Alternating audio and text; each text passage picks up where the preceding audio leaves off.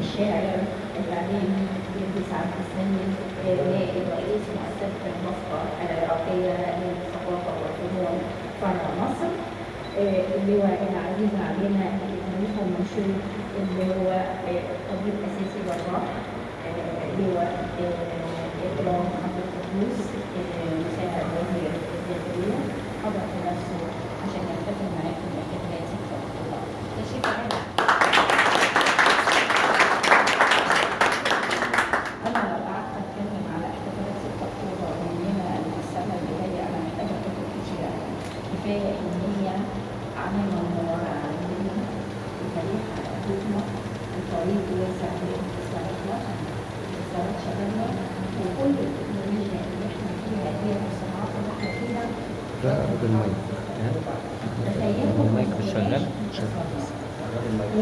تخيلوا لو ما كناش انتصرنا، هل هتبقى الحياة بدوننا كده في التكنولوجيا والعمار والصناعة والفكر الراديو والأطفال اللي هي كلها اتعلمت ودخلت جامعات، ويعني هنبصوا كده 28 مدينة صناعية، 28 مدينة سكنية، كل ده اتعمل من بعد 6 أكتوبر.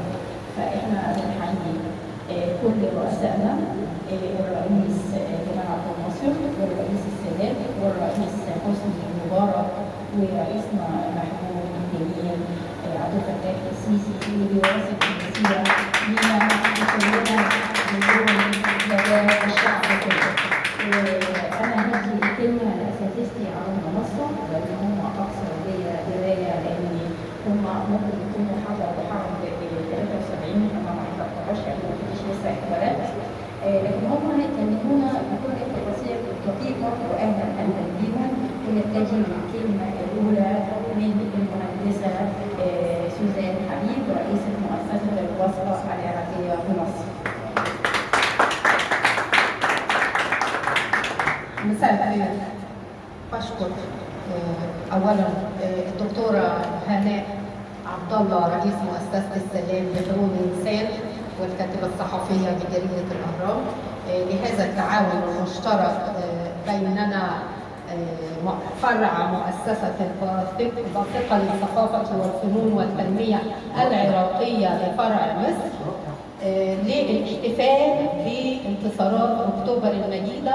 واحتفالاتنا اليوم بعنوان الانتصارات المصريه بين رفعه الماضي ويقظه الحاضر، لان الحاضر يلزمنا بيقظه لنعبر العبور الثالث، لان مصر في خطر وما زالت تحاك ضدها المؤامرات.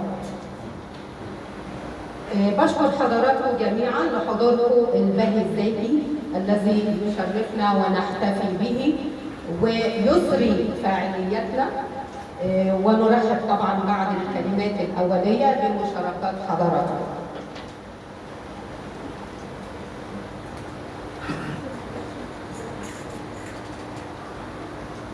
باسم مؤسسه الباسقه أبلغ حضراتكم بتهنئة الأستاذة الدكتورة الأديبة سمية الناصر رئيس مؤسسة الباسقة ببغداد ومجلس إدارة المقر الرئيسي ببغداد أيضا يهنون المصريين باحتفالات انتصاراتهم المجيدة. إن انتصارات أكتوبر المجيدة نقلت مصر من كبوة الهزيمة إلى ربوة الانتصار الذي أذهل العالم أجمع وحطم أسطورة الجيش الذي لا يقهر، وجعل جميع الدول تعيد حساباتها وعقائدها ونظرياتها من قبل العسكريين والسيكولوجيين، وأجريت أبحاث في فن القتال وما يختص بالتسليح التكنولوجي، وعمل تصميمات جديدة للأسلحة والمعدات العسكرية. كل هذه المستجدات من نواتج ذهول العالم بما فعله المصري. أذهل العالم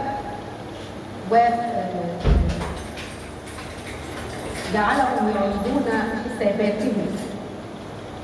كما استطاعت المخابرات المصرية خداع أحدث وسائل المخابرات التي تملكها إسرائيل، وأثبت المقاتل المصري قوته الفائقة في الزود عن الوطن، فأذهل الشرق والغرب. كما أن عنصر المبالغة كلف العدو الصهيوني تكاليفا باهظة أحدثت إحباطا واكتئابا لقيادات إسرائيل وجيشها من طوفان الأسود الباسلة في استرداد سيناء. وشاركت سوريا الشقيقة مصر في تلك الحرب، حيث تزامن هجوم الجيش السوري على المحتل في هضبة الجولان مع هجوم الجيش المصري شرق قناة السويس في سيناء،